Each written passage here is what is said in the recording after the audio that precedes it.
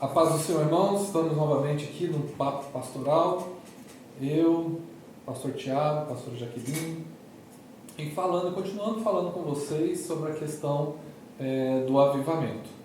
Isso está sendo o objetivo da igreja durante 40 dias, 40 ministrações, durante essa quarentena, e eu creio que Deus tem muito a nos ensinar, muita coisa nós podemos extrair da palavra do Senhor, e assuntos que devemos debater pensando no avivamento. A realidade é que nós temos falado muitas vezes de avivamento, mas nós não temos conectado ele com a palavra de Deus. Então muita coisa se tornou avivamento, virou avivamento e não encaixa com a palavra de Deus. Então nós precisamos entender essa amplitude do que é o avivamento. O objetivo de hoje é poder falar, é uma continuidade daquilo que você ouviu ontem, que precisamos de um avivamento, porque a igreja ela está em crise, a pastora Jaqueline esteve trazendo essa mensagem, espero que você tenha ouvido e visto, e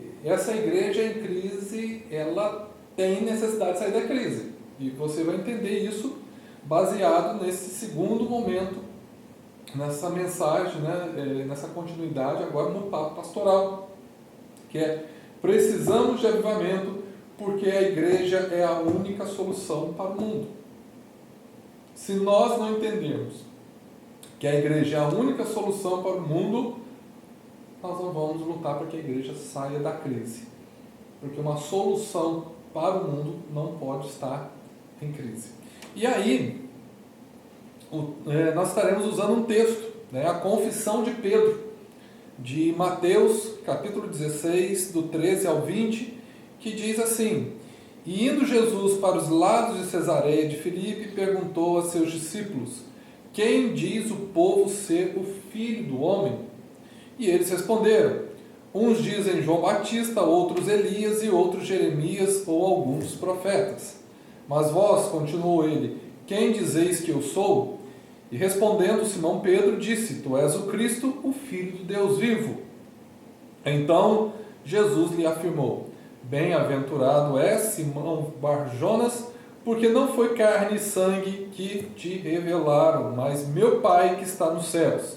Também eu te digo que tu és Pedro, e sobre esta pedra edificarei a minha igreja, e as portas do inferno não prevalecerão contra ela. Dar-te-ei as chaves do reino dos céus. O que ligares na terra terá sido ligado nos céus, e o que desligares na terra terá sido desligado nos céus. Então advertiu os discípulos de que a ninguém dissessem ser ele o Cristo. Então acho que um ponto importante, quando nós pensamos aqui, nós vamos discorrer, mas nós podemos pensar como se fosse uma introdução ou um pano de fundo aqui,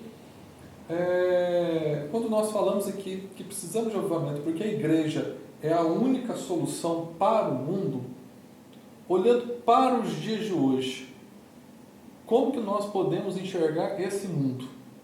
O que o mundo, qual é a realidade desse mundo, o qual a igreja se torna a única solução? Qual é esse pano de fundo que nós temos hoje, onde a igreja se torna necessária? Bem, eu acho que conforme os tempos vão passando, a igreja se deixou levar por uma visão muito sociológica das coisas. Então, por exemplo, nesse momento, as pessoas conclamaram o jejum nacional porque tem uma pandemia sobre o mundo, e aí especificamente sobre a nossa nação. Ótimo, podemos jejuar, devemos jejuar, isso é ok. Mas parece que para a gente as situações são muito mais agravantes do que o real problema que aflige o mundo. Quando nós olhamos para a Bíblia, desde Gênesis até Apocalipse, a Bíblia, embora trabalhe as problemáticas da vida, seja finanças, seja saúde, seja educação familiar, o que for, a Bíblia tem um assunto com o qual Deus está lidando dentro do plano da redenção: pecado. Então, quando eu penso que a igreja ela tem a capacidade de oferecer ao mundo uma solução, não é uma solução econômica, não é uma solução, sei lá, da camada de ozônio, não é uma solução biológica.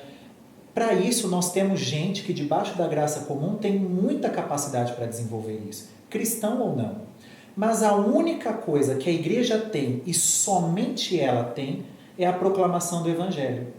É o nome de Jesus, é a verdade de Jesus, para lidar justamente com o problema do pecado. Então, acho que hoje o mundo, em inúmeras situações que ele vivencie, tudo que é vivenciado está debaixo de um mal maior, chamado pecado. Por isso que a igreja se torna a solução. Porque só ela tem uma resposta para o maior dos problemas da humanidade, que não é do século XXI, é desde que o casal pecou e perdura até o dia de hoje e até que o nosso Senhor volte. Eu gosto da ideia da manifestação do reino de Deus. A igreja tem o poder de manifestar o reino. E quando nós falamos dessa manifestação do reino, me vem aquela frase, né, célebre que diz que o reino de Deus é a resposta total de Deus à necessidade total do homem. Então, o reino de Deus tem esse poder de redenção, porque ele parte do pecado, exatamente como o pastor Tiago está falando. Lidando com o pecado, ele consegue restaurar a identidade da humanidade, a identidade da sociedade de novo para os primórdios, não é? Nós temos e somos os únicos portadores desse reino de Deus que traz essa transformação total que a sociedade precisa. Então, qual é a nossa resposta para a sociedade hoje? Uma esperança real, não uma esperança ilusória de que não, os crentes não vão ficar doentes. Não, nós podemos ficar doentes. Se estivermos doentes, ainda assim nós vamos continuar essa nossa caminhada. Então, essa esperança, mas é também cura, essa provisão para o mais necessitado, para os mais carentes, que é uma ordenança da Bíblia, nós devemos cuidar dos nossos órfãos, das nossas viúvas. Então, tudo isso traz a igreja como um suporte total para as nações, para a sociedade, tanto no âmbito espiritual como no reino humano. Penso assim. E uma coisa importante nós podemos pensar aqui, essa igreja ela precisa ter a sua identidade que foi colocada por Cristo e instituída por Cristo. Ela precisa ter essa identidade muito bem formada. As pessoas precisam saber que quando elas vão para a igreja, e trazendo já para os dias de hoje, elas estão indo para a igreja. A realidade hoje é que nós não sabemos, muitas vezes,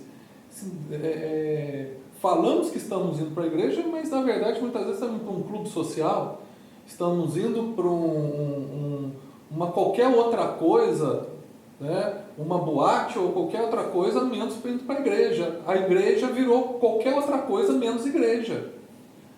Então, para ela também ser a solução para o mundo, eu acho que a identidade de igreja precisa voltar. Igreja precisa ser igreja. Ela precisa ter essa cara de igreja. Agora, interessante nós olharmos o texto aqui, e uma das coisas que seria importante nós começarmos a falar é sobre Pedro, né?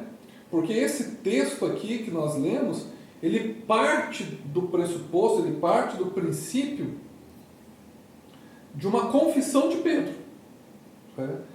E numa pergunta que Jesus faz aos seus discípulos, né?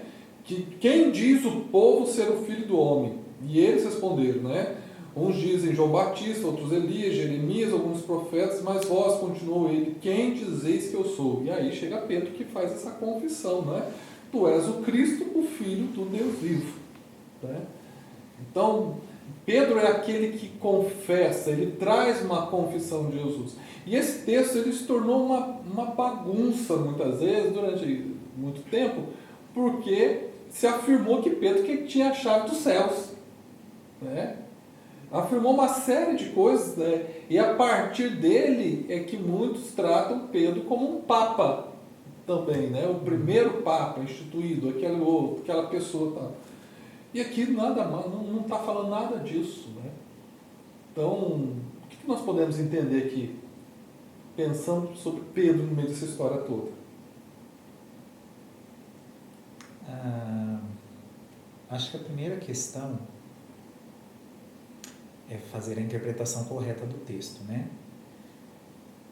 Bem, tem algo em Pedro aí? Sim, Jesus está dizendo, tu és Pedro, né? Tu és pedregulho, pedra pequena, e sobre esta pedra, pedra rocha, edificarei a minha igreja.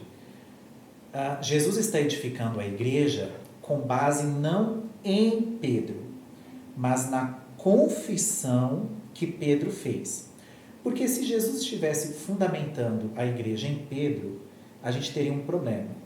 Porque nos próximos versículos, Jesus está repreendendo Pedro, dizendo, arreda Satanás. Então a igreja viveria esta oscilação do que Pedro viveu. Do Pedro que nega Jesus à frente, do Pedro impulsivo que ainda anda com a espada, ainda vai cortar a orelha do soldado mau, que Jesus ainda tem que fazer um milagre às vésperas da sua crucificação, né? Então Jesus não está fundamentando a igreja em um homem. Nenhum homem poderia ser a estrutura da igreja, a não ser ele mesmo. Mas a confissão revelada que Pedro recebeu. Então acho que aí entra a identidade da igreja. Porque a identidade da igreja não está nela mesma. A identidade da igreja está no que Deus fez nela. Então, a partir do momento que eu recebi a revelação de quem Jesus é, e essa revelação vem de Deus Pai sobre a minha vida, isso está me constituindo igreja. Não é obra de homens, para que os homens não se gloriem, é obra de Deus. Paulo vai dizer isso em Efésios. Então, Pedro é uma peça importante aí, porque ele recebeu essa revelação de Deus. E ele confessa isso, que é um pilar da igreja, né? Então, qual é a base da nossa fé? Não é o sinal que eu promovo, não é o Pedro que levantou o coxo, mas é quando Pedro confessa Jesus. E aí acho que está a beleza da coisa. A gente às vezes está olhando para muitas direções, quando na verdade o próprio Pai quer que a igreja entenda que a única coisa que é importante para a gente é que a igreja esteja reunida em volta de Jesus. Então, se Jesus é o assunto, se a gente confessa Jesus, se Jesus toma a vida da igreja, isso é igreja. Se tem milagre, se tem cura, isso são consequências, resultados dessa aproximação com Jesus. Mas o que nos caracteriza igreja é no dia que a gente está em volta de Jesus, que é o centro de tudo em nós. Não querendo pregar de novo, que eu preguei ontem, mas só trazendo alguns princípios, é exatamente essa questão. Jesus é a base da nossa igreja, Jesus é a nossa igreja. E aí eu preciso trazer para mim, eu como igreja. E aí não mais só a instituição, mas a minha vida, porque eu sou a igreja de Jesus onde quer que eu vá. Então, que resposta eu sou? Quem eu sou nesse contexto todo, neste texto aí? Que tipo de igreja eu sou? Qual é a minha identidade como igreja baseada nesse texto? É de Jesus?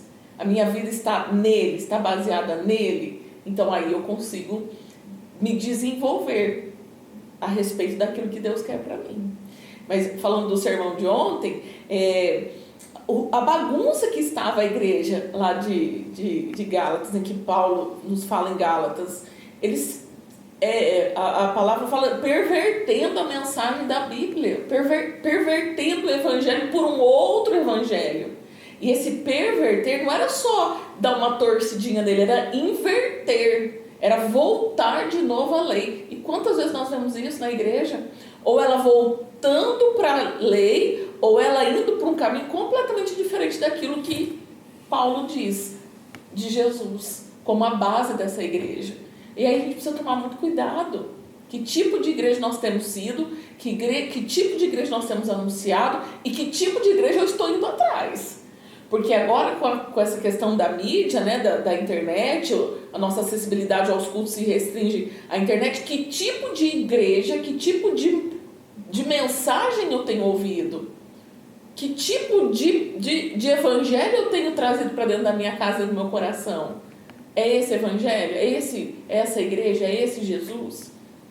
Então a gente precisa estar atento e voltar à palavra de Deus.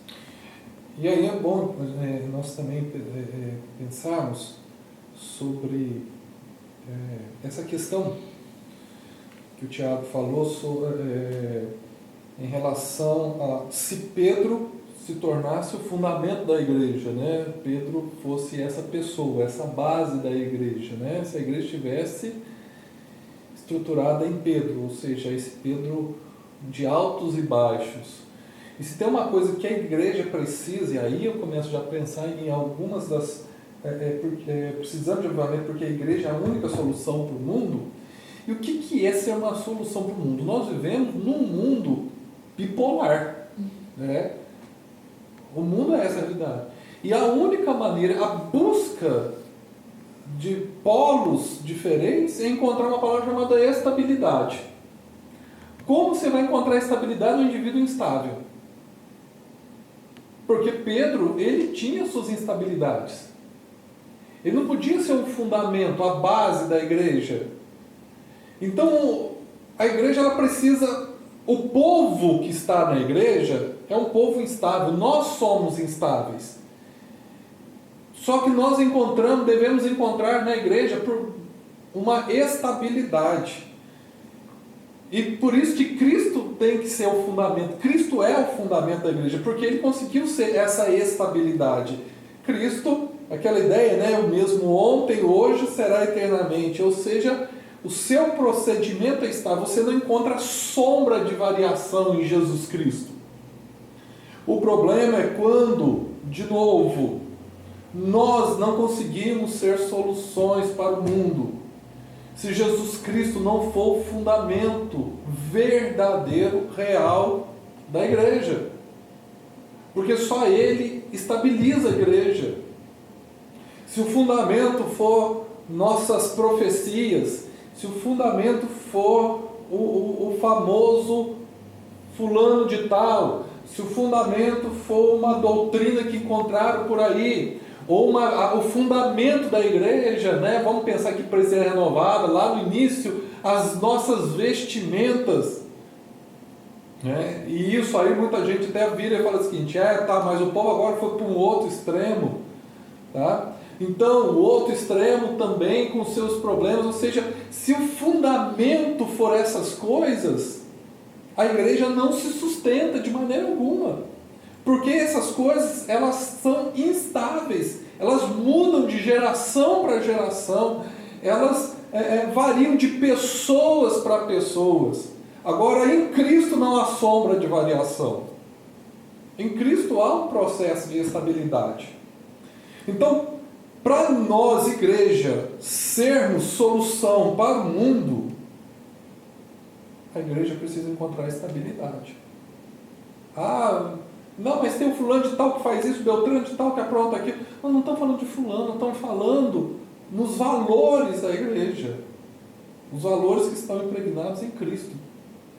Ele é a estabilidade da igreja. E por que Cristo se torna estabilidade? Essa autoridade, essa supremacia, porque o texto ele apresenta essa supremacia de Cristo, né? O Cristo Supremo, né? Esse Cristo qual a igreja ela é edificada, não em Pedro, mas ela é edificada em Cristo, né?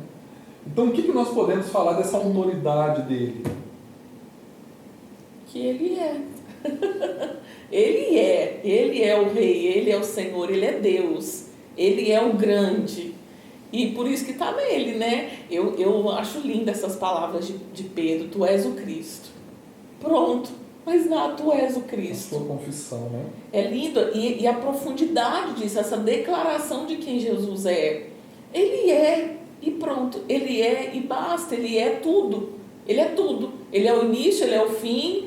todo o governo está nas suas mãos, essa autoridade foi dada pelo próprio Pai sobre ele, e a gente chega diante disso e só boca aberta diante da grandiosidade desse Jesus. E olha o privilégio que nós temos, né? De estar, de poder nos assentar com esse tudo e poder chamá-lo de meu amigo, meu Pai, meu Senhor. E eu estou aqui para viver para o Senhor e com o Senhor.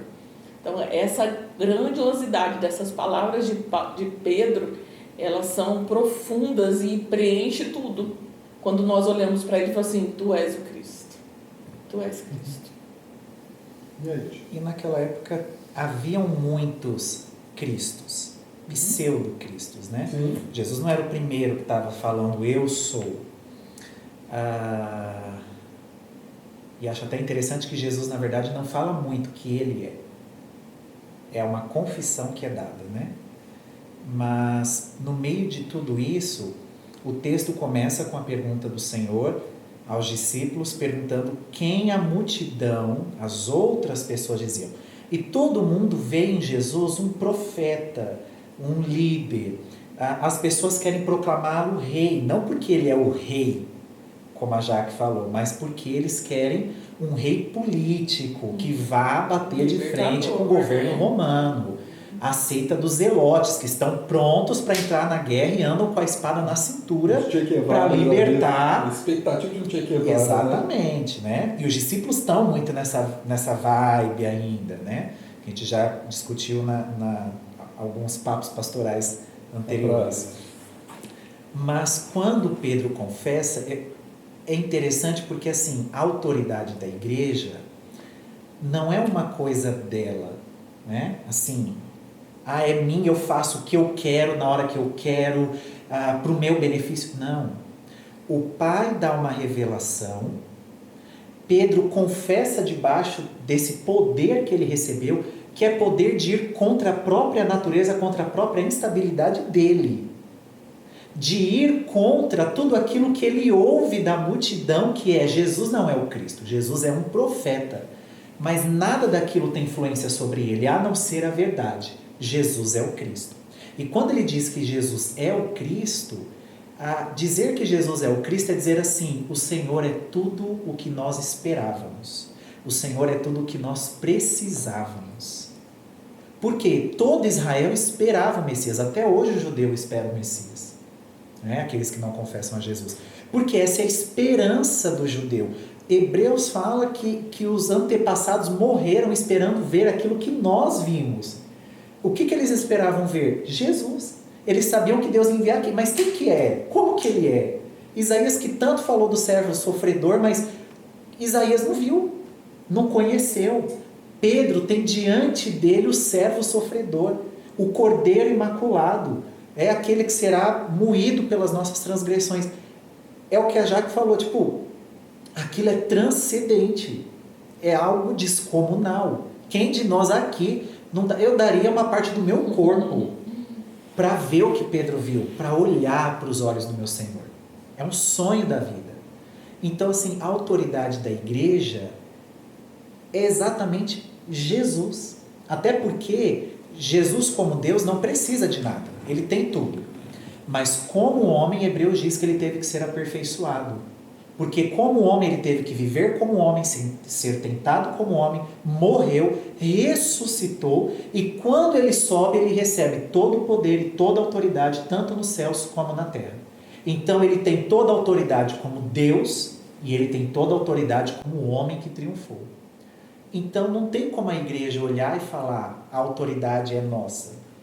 Não tem como expulsar demônio no nome de outra pessoa. Eu não curo doentes em nome de outra pessoa. Eu nem oro em nome de outra pessoa. Tudo é em nome de Jesus. Porque Jesus é o Cristo, aquele que foi ungido. O Espírito do Senhor Jeová está sobre mim. Sobre ele, não sobre mim. E aí é que entra o nosso lamento, porque nós temos visto isso.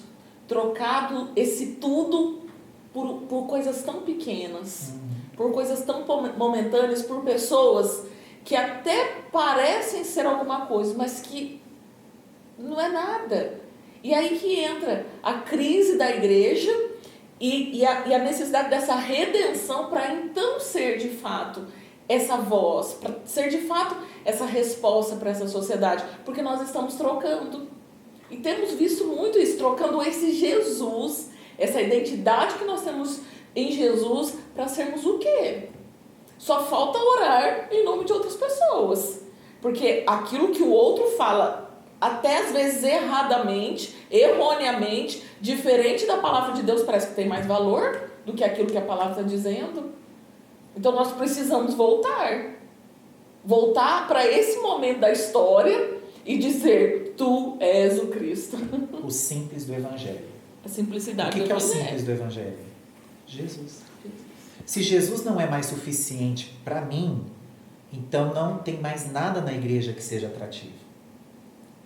Se os hinos que falam sobre Jesus não me alegram, não me motivam a louvar, eu já me perdi.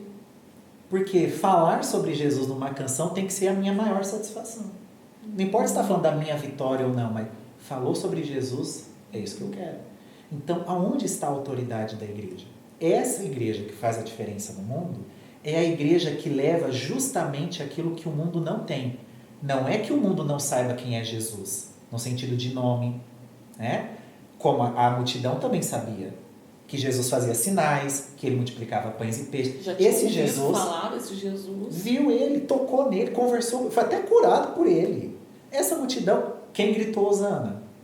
A multidão, né? Esse povo conhecia. Mas a confissão de Pedro é diferente da confissão da multidão. Então, o Jesus que a igreja confessa e dá autoridade à igreja, não é esse Jesus do vocabulário do mundo. É um Jesus pessoal, de relação. Porque ele não é apenas o Cristo. Ele é o Cristo com o qual eu convivo. Ele é ungido que me salva. É uma relação próxima. Aí a igreja degusta, desfruta de uma autoridade poderosa mesmo. E aí é que está a relação do evangelho. Esse evangelho, né? Esse evangelho não é só a palavra, é o relacionamento com esse Jesus. Então, o evangelho que nós vivemos, a igreja que nós somos, não é só rituais. Porque lá na religião judaica não separava ritual de santidade e ritual do relacionamento. Ritual não é nada para nós. A base da nossa religião é o relacionamento com Jesus. Se eu não tenho esse relacionamento, eu não tenho mais a religião. E aí acabou. Então, e uma coisa que eu vou pensando sobre isso daqui é como que nós olhamos no meio disso tudo para qual é essa relação que nós estamos tendo com o Supremo, com Jesus Cristo. Porque parece que a nossa relação com Ele hoje, ela é muito de alguém legal que eu estou indo visitar na casa. Sabe, vou lá, estou na casa dele, bato um papo com ele, converso com ele, tomo um café com ele. Quando a relação que deveria ser, e que é bíblica, né, é uma relação de noiva, que é uma relação íntima. É uma relação mais profunda. É uma relação de desabafo, de conhecer. Ninguém deveria casar com ninguém sem conhecer plenamente aquela pessoa e sem se permitir ser conhecido pelo outro. Né? Então, a base do casamento é isso, né? É uma coisa que é esse campo da transparência, né? Esse noivo com a noiva que tem essa transparência. E parece que a nossa relação com Jesus, ela não está muitas vezes nesse campo. Né? Então falta alguma coisa. Se não há intimidade, não há confiança. É uma série de coisas que vão indo, né? E aí, eu vou ter que fazer uma troca aqui do que eu iria falar, quer dizer, só mudar as posições. Precisamos de avivamento porque a igreja é a única solução para o mundo. Né? E aí nós temos que pensar o seguinte, que esse mundo jaz no maligno. E é importante nós falarmos um pouquinho desse poder das trevas nos dias de hoje. né? O texto aqui, ele diz o seguinte: as portas do inferno não prevalecerão contra ela. Né? Contra essa igreja. Eu acho que juntamente a gente vai falar da autoridade da igreja, né? No meio disso tudo aqui. E falando que as portas do inferno não prevalecerão contra a igreja aqui. Então, como é que nós vamos fazer essa relação? Poder das trevas e autoridade da igreja. Como é que nós podemos pensar isso? Porque o versículo 18 diz: também eu te digo que tu és Pedro, e sobre esta pedra edificarei a minha igreja. Nós falamos isso, né? Você é uma fagulha de pedra, né? Você é Petros, né? E sobre esta pedra, Petra, né? Edificarei a minha igreja. Jesus Cristo está edificado. E aí fala: e as portas do inferno não prevalecerão contra ela. Então, como é essa autoridade da igreja diante do poder das trevas, né, que nós estamos vivendo, e como fazer as portas do inferno não prevalecerem contra a igreja? Eu vi um postzinho no WhatsApp aí essa semana, que era assim: Deus e o diabo conversando. E o diabo falando assim: tá vendo, eu fechei a igreja. Aí Deus fala assim: mas eu abri em cada casa uma igreja. Gente, isso é ridículo. Primeiro que essa conversa não é tão próxima assim. Essa conversa não é olho no olho, não. Essa conversa é Satanás lá nos pés e o Senhor, o soberano. Mas Satanás não é nem doido de fazer um negócio desse com Deus. Então, essa é a imagem que as pessoas têm de Satanás, das forças do inferno. Nossa, porque o Satanás fechou as igrejas. Que Satanás?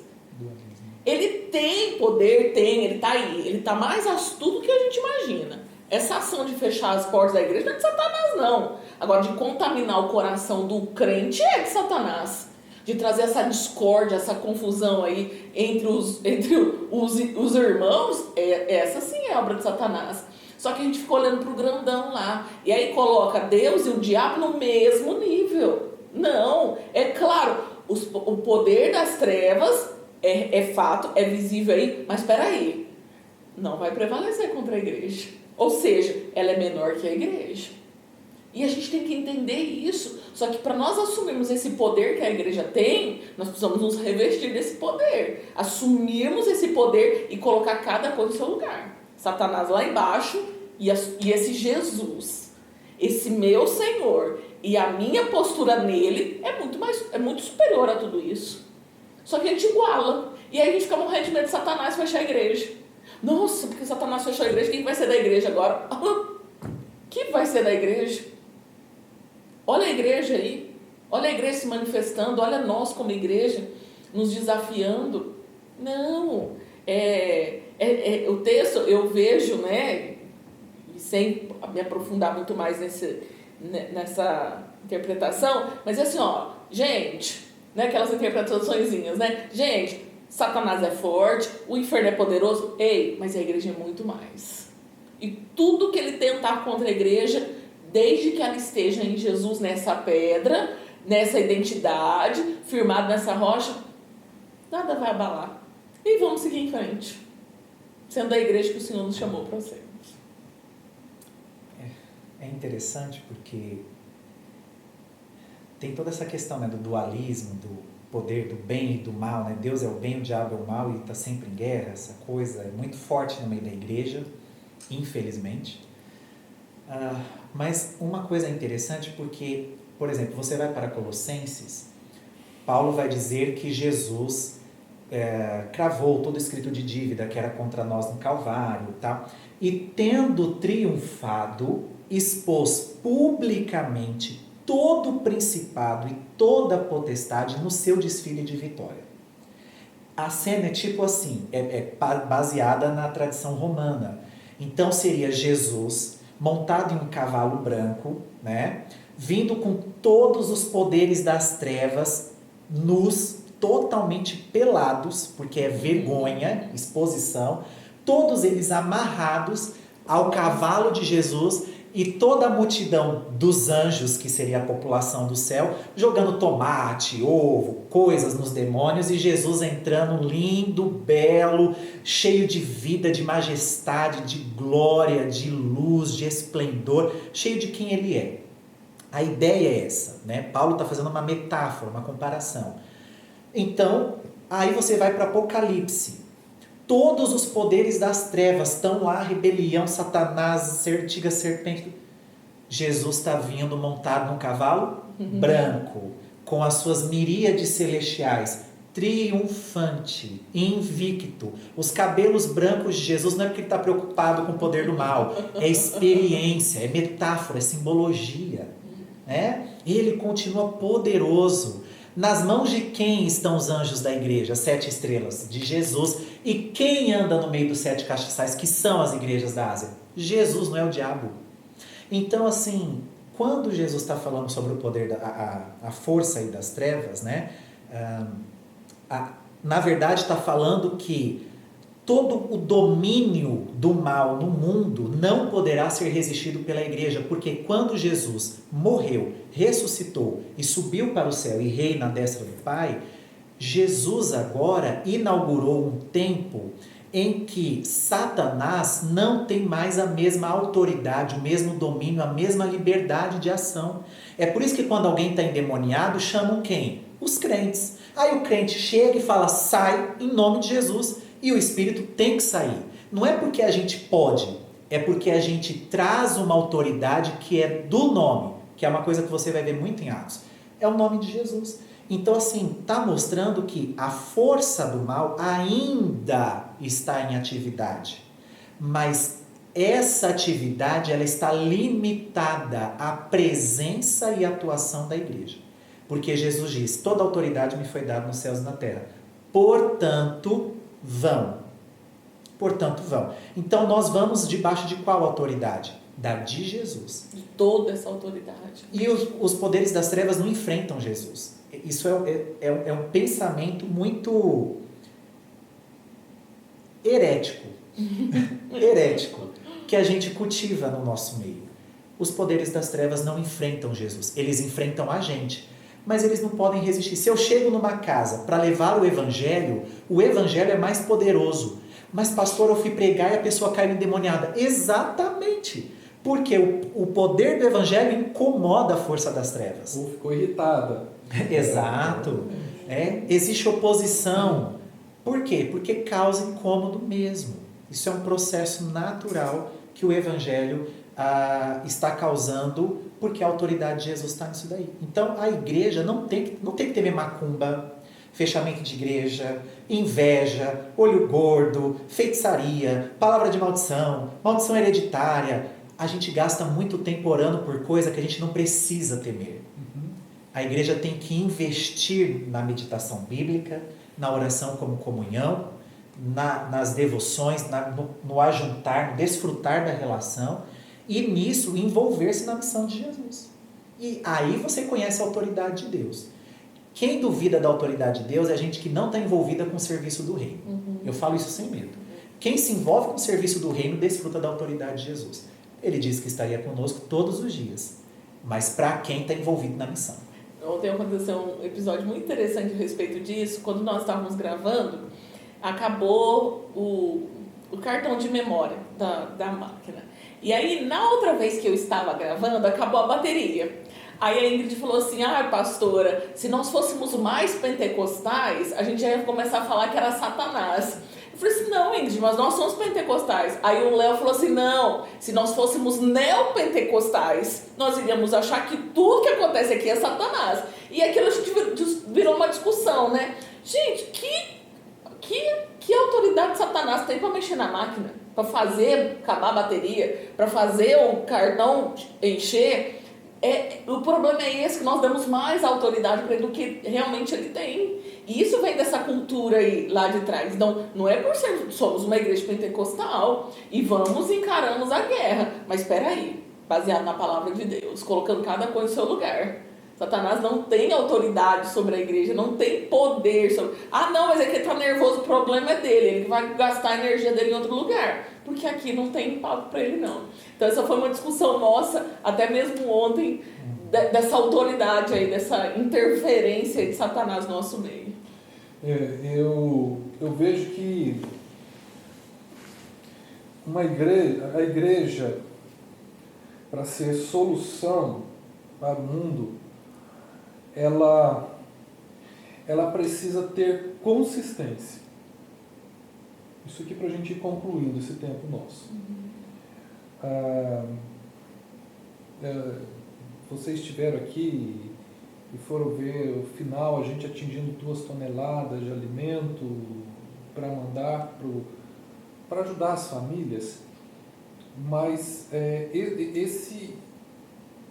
essas 2 toneladas, ela não é algo pontual, é algo que nós já estamos fazendo há um tempo.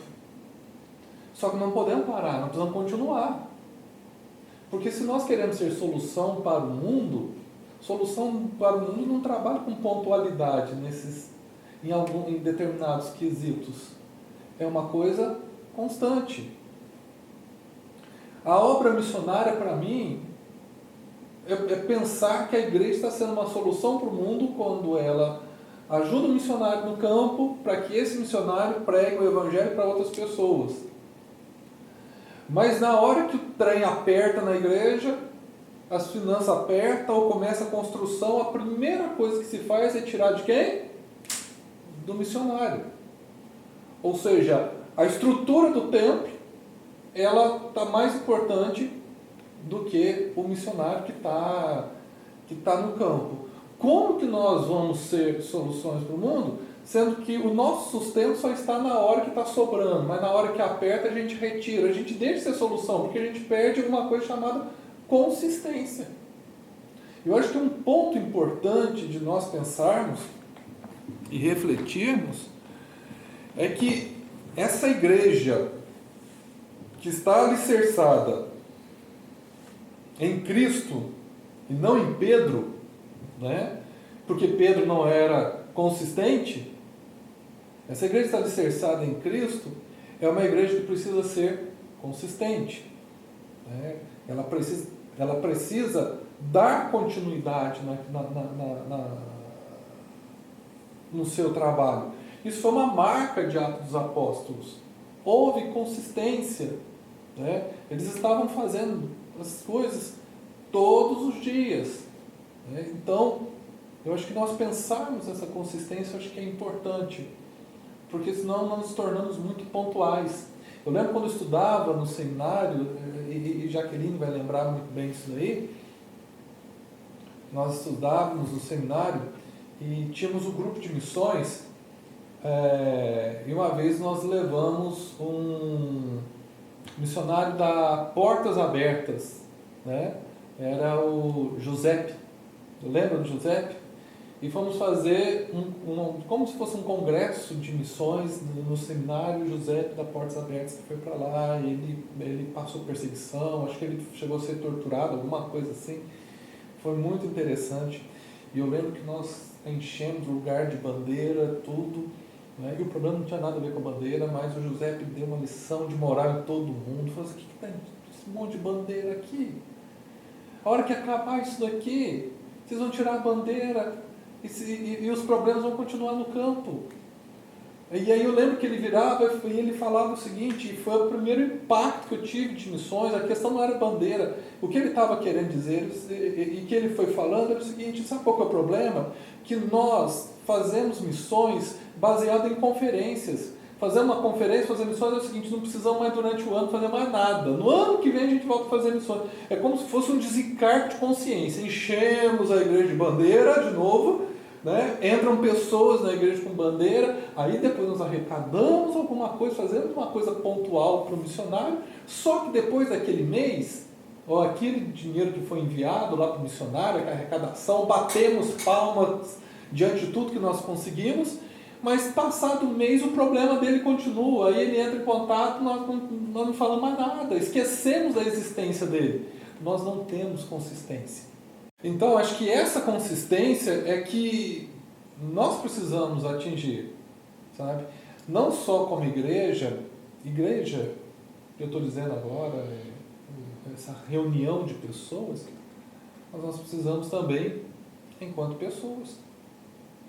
Enquanto pessoas, volto a dizer, como é que estão esses comportamentos nossos, né, no dia a dia? Como é que nós estamos sendo igreja? Então, acho que nós precisamos ir trabalhar melhor isso. É o que nós ouvimos, né? O corona fechou as igrejas. Mas muitas pessoas se aproximaram de Cristo por causa do corona. E quantas vão permanecer depois do corona? Aí que está a constância, né? Como vai ser essa igreja pós-corona? Qual vai ser a consistência do crente pós-corona? E aí nós vamos testar essa consistência da igreja, indivíduo como igreja, depois disso tudo está passando. Um dos exemplos. Acho que a fala de Jesus é categórica, né? Bem pontual. As portas do inferno não prevalecerão contra ela. Ponto. Não existe uma reticência, não existe uma vírgula para acrescentar uma possibilidade. Não prevalecerá. Então, acho que a igreja, nesse momento, nós precisamos confiar. E aí fé é justamente essa ideia de confiança, confiar no que o Senhor Jesus diz ao nosso respeito. A igreja é um projeto divino, que é construída divinamente, edificada divinamente, mantida divinamente, santificada divinamente, ela é cuidada divinamente, ela é provida divinamente e será arrebatada divinamente. Não é uma questão que a gente precisa ter dúvidas a respeito da saúde, da qualidade, de como que será o nosso fim. Eu sei como será o meu fim. Eu não sei como que eu vou morrer, eu não sei quem estará do meu lado, mas eu sei qual será o meu fim. O meu fim será um começo na eternidade com Jesus. Não tem outro fim para mim. Não tem outro fim para a igreja. O fim da igreja é aquele que Jesus planejou. Por isso que o Apocalipse está na Bíblia. Para a gente ler e saber que o fim está garantido para a gente. Não tem problema nenhum. Então, a gente está olhando para algumas coisas que estão acontecendo e a gente, às vezes, até questiona até a fidelidade de Deus com a igreja. Entenda uma coisa. Com a igreja está tudo certo. As portas do inferno não prevalecerão contra a igreja. Se está prevalecendo, é porque não é igreja. Porque contra a igreja não vai prevalecer. Isso para mim é convicção. Então, se Jesus falou, acho que a gente pode caminhar um pouco mais em paz. E nesse momento, acho que uma forma de nós sermos também solução para o mundo, irmãos, é pensarem neste momento. Enquanto no grupo da minha família todo mundo está desesperado com o coronavírus, que mensagem de acalento, de consolação, né? Do evangelho mesmo, de mostrar para eles que todo homem é como a erva do campo, todo mundo está correndo risco. Né? A filha do dono do Santander colocou uma fala sobre o falecimento dele por coronavírus, e ela falou que, bem, o pai morreu, e ele morreu com a falta de uma coisa que era gratuita, o ar. Todo o dinheiro estava em casa. E o ar ele não tinha. Então, assim, no final do dia, ricos, pobres, cultos, leigos, cristãos ou ímpios, o sol e a chuva é sobre todos. As mazelas da vida também. Mas nós temos uma esperança, nós temos um conforto. Os nossos joelhos ainda se dobram diante de um Deus Todo-Poderoso. A morte pode vir nos buscar ainda, mas nós temos a esperança de uma vida eterna. Essa palavra precisa alcançar as pessoas, aquele grupo de amigos que estão desesperados, aquelas pessoas que não oram, mas você pode orar por elas. Esse tipo de coisa também é um posicionamento. Aquela família que você sabe que não está tendo alimento, que não tem álcool em gel em casa, que não tem um produto para higienizar as coisas e você tem guardado na sua despensa. Você pode compartilhar, dividir. Esse tipo de coisa, meu irmão, minha irmã, é um posicionamento da igreja como aqueles que confessam a Jesus e não tem medo de partilhar nem o que tem dentro do armário. Porque eu lembro que quando eu era pequeno e a gente partilhava o que tinha, Até no momento que meus pais ficaram sem emprego e ganhando pouco, né? Minha mãe trabalhando, meu pai desempregado, eles ainda partilhavam. E quando começou a faltar, Deus enviou alguém para suprir. Porque a gente sabe que quem provê sobre a nossa casa é o Senhor. Esse tipo de valores não é da confissão do mundo, da multidão. É de alguém que conhece Jesus como o Cristo, o Filho do Deus vivo. Então você tem que se posicionar como igreja nessa hora. Enquanto todas as vozes estão falando de um Jesus que esqueceu a criação, você se posiciona para falar, não, eu continuo confiando num Jesus que é fiel, amoroso, cuidador e que está presente no meio de tudo isso. Então, acho que é isso. Então, meus irmãos, encerrando, duas coisas. Linkando a mensagem de ontem com essa que você está ouvindo, a igreja precisa de um avivamento porque ela está em crise. Né? Não é porque ela está abandonada por Cristo. Ela precisa ajustar seus valores.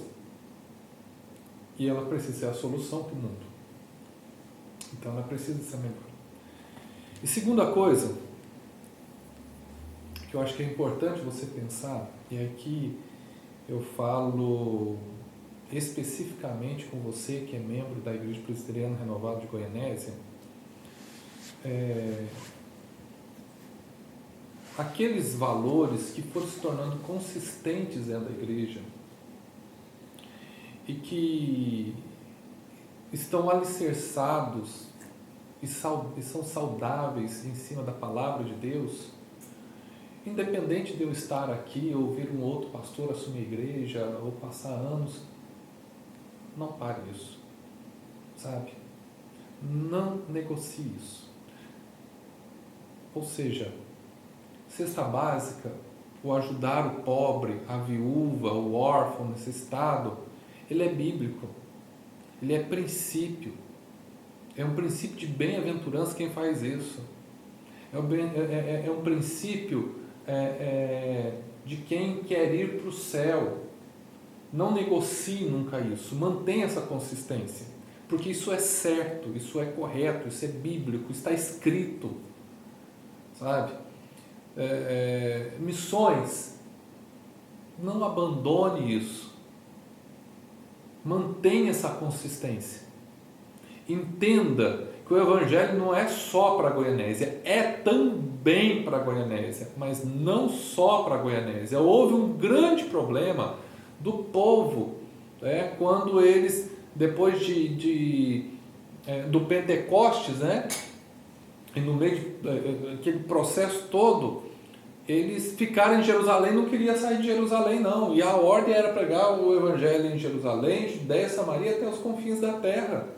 Não era o Evangelho num todo, era em vários lugares, era para atingir vários lugares, desde o lugar que eles estão a outros lugares. O Evangelho era em todos os planos, não era para ficar guardando para eles. E quando eles não fizeram isso, Deus preparou uma grande perseguição para a igreja. A igreja ela teve que pregar o Evangelho nos 4 cantos da terra, ela teve que sair para a Judéia, para Samaria, para os confins da terra, por causa de perseguição. Então entenda isso. Se a gente fala, não precisamos fazer, não precisamos trabalhar missões com os indígenas ou no Oriente Médio e em outros países, a nossa igreja não precisa disso, vamos só focar em Goianésia. É a mesma coisa que eles estavam fazendo em Jerusalém. Você pode ter certeza que Deus vai lançar uma perseguição para que a gente faça o que tem que ser feito. Então não troque isso, não troque a oração. A torre de oração, quando eu cheguei aqui, ela já existia. Comigo ela continua, e ela tem que continuar com quem que for. Porque a oração é um princípio bíblico, são valores inegociáveis. Então, eu peço isso para você, tá? Porque é assim que nós vamos caminhar para um grande avivamento, sabe? Então eu vejo muitas vezes a gente trabalhando situações pontuais. Eu estou achando muito bom o país, as pessoas orando, fazendo jejum, mas eu também me preocupo que a hora que acaba isso daqui, ninguém mais faz nada.